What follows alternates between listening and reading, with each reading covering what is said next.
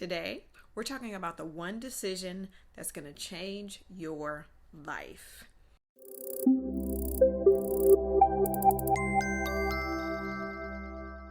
Hey there, my friends. We made it. This is the last week of 2021. And no matter what mean girl thoughts you have about what you did or didn't do in 2021, I want you to think about all the reasons you should be proud of yourself. No matter how big or small the accomplishment or the achievement, I want you to think about how you could be proud of yourself. It could be that this is the year that you finally learned how to set boundaries in your relationships. Or maybe this is the year that you started and developed healthier habits in your life. 2021 might be the year that you started your business or that you finally hit your goals in your career. Whatever it is, it could even be that you just managed to get through the year without losing your mind. Can I get an amen? I want you to do this though as we wrap this year up so that as you begin to look towards 2022, when you look towards next year, I want you to do so from a place of optimism and abundance versus being in this place of lack and scarcity and sadness about all the things that you didn't do and all the things that went wrong. Now, today, I want to talk to you about something. It's one decision that if you learn how to make it, it's going to change your life. And I promise I'm not being dramatic here. It will literally change your life if you learn how to do this. It's going to create a huge payoff over and over again. And that one decision is learning how to ask for help and to not try to do everything in your life on your own. Just choosing to ask for help. Now, listen, I know some of y'all are already sweating just thinking about having to ask somebody for help. It's okay though. Let's talk about why it's so hard for you to ask for help and how you can start asking for help so that your life can be even better. First, let's talk about why it's hard to ask for help. There are a couple of reasons, but one of the most prominent reasons that it's hard for people to ask for help is because there's this feeling that you should be able to do it all by yourself. There's a huge cultural push towards the independent woman. And what most people have made independent mean is somehow equivalent to alone or solo. There's this energy of, I don't need anyone. I don't need to depend on anyone, but independent does not mean without help. It doesn't mean that you have to do everything without ever asking for help. You want to keep it a secret that you're having trouble because you think that you are the only one that is struggling when nothing could be further from the truth. If there's one thing I can tell you for sure in all of my years of practicing life coaching is that everyone has issues, and so many women that I talk to and that I encounter, we're all struggling with the same issues. This is why so many women are struggling with what is called Superwoman Syndrome. If you think that it's all on you, that you have to equally balance your career, your family life, your home, exercising, maintaining social relationships, and all the activities all by yourself, guess what? You have Superwoman Syndrome. If you're neglecting yourself in order to do it all by stretching or hustling or burning the candle at both ends because you think that's the only way that you can have it all, you're dealing with Superwoman Syndrome. When you think that you have to do it all, you're not going to ask for help. You won't do it. There's a level of shame almost that comes along with asking for help because you feel like you just should be able to do it all. And you feel like asking for help somehow makes you look weak. Another reason that it might be difficult for you to ask for help is fear of, or you feel like you're losing control somehow. You feel like the thought of asking somebody for help, there's a thought that it requires that you surrender and give up control over to someone else. Or it could be that you feel like if you're asking somebody for help that you're going to owe them, or that you're going to lose leverage in the relationship and it's going to be unbalanced. You fear that there may be some shift of balance in the relationship and that you might be indebted to somebody else, or they may have something that they could hold over your head. It's also possible that you don't ask for help. Hear me out now. Don't come for me. But it's also possible that you like being a martyr. There are times when you might not ask for help because you like the feeling of having sacrificed yourself. Doing all the things, handling everything, being everything to everyone, stretching yourself thin. You like the idea of other people knowing that you do all of these things. This one isn't exactly easy to admit, but so many people, myself included, have fallen into this trap. Now, y'all don't tell my husband, but I can remember, probably because it happened last week, times where my husband would say that he was going to clean up the kitchen. And I would start huffing and puffing because it wasn't done when I wanted it to be. So instead of just letting him do it his way, I would step in and I would clean everything up. So then I could say, well, I've worked all day. I did all the grocery shopping. I put everything away. I cooked dinner, and now I'm also cleaning the kitchen. I would also be very dramatic. I'm just going to be honest. I would slam doors and let out a few dramatic sighs and all the things just so he could see how hard I was working, just so he could see how much I was doing. I wouldn't ask for help in those instances because I wanted the acknowledgement, the sympathy I knew he was going to feel because he felt bad. Okay. I know I'm not the only one. Don't act like I'm the only one. But in the end, I would just end up worn out. A few other things that will stop you from asking for help are your thoughts that you're being a bother, or that you're somehow bothering or inconveniencing someone else, or your pride, that thought that I already know. I know what to do. I already know how to do it. Which, even if that's true, y'all, it doesn't mean that you can't ask for help or you couldn't use some external help to execute.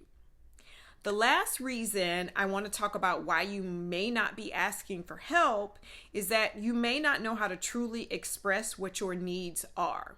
You may be, like a lot of people, believing that your feelings and that your thoughts should be obvious to other people. How many times have you gotten upset with your significant other for not harnessing some type of psychic power to know exactly what you're feeling and thinking at any given moment? You know how it is. They ask you what's wrong. You say nothing, but inside you are seething mad because your unspoken needs have not been met. You get ticked off when most of the time, they don't even know what's going on with you. You're waiting for someone to telepathically recognize your silent cries for help, the ones that are just in your mind. And when nobody does, you end up frustrated and disappointed.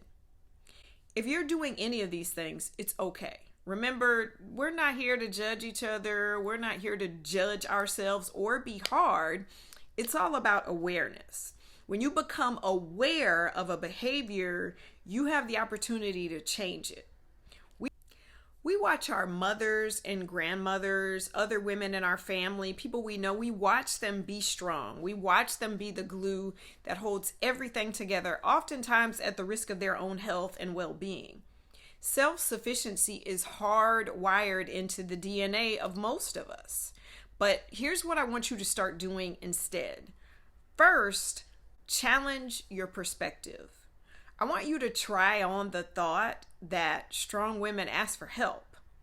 Then I want you to challenge all the negative thoughts that come up when you think that. If your immediate thought is that that's not true, ask yourself and answer, how is asking for help the most powerful thing that I can do? How is it true that strong women ask for help? You can look towards women that you admire. It could be celebrities, it could be your mama, whoever. Women who have achieved great things in any area of life, who helped them get where they are. There is no medal or award that we're going to get that's going to get handed out for hustling and struggling your way through your goals or through your life alone. Think about how much farther you can get in your life if you start raising your hand to ask for help in the different areas of your life. Next, I want you to figure out exactly what you need and ask for it. What would make your life easier?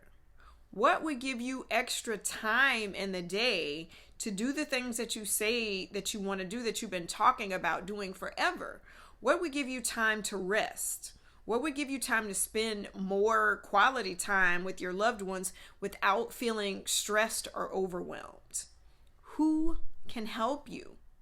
Whether it be by them taking on the task itself, or by them showing you a more efficient way to get things done. Where do you have a gap in knowledge or ability that could be filled by someone else more quickly than you trying to learn how to do everything on your own? When you're considering who can help you, if you notice yourself thinking that you're going to be a bother to them, that it's going to be a problem, they're going to be inconvenient somehow, understand this. Most people really want to help out. Your family, your closest friends, your friends, vendors, and experts, they want to help you. All you have to do is raise your hand. Once you understand what your needs are, you need to communicate them clearly. This is not the time for you to be vague or ambiguous. This is also not the time for you to start apologizing for needing help in the first place. Starting your sentence, your request with, I hate to ask this, or I'm so sorry to ask you this, or even worse, I feel stupid having to ask, is not a powerful stance.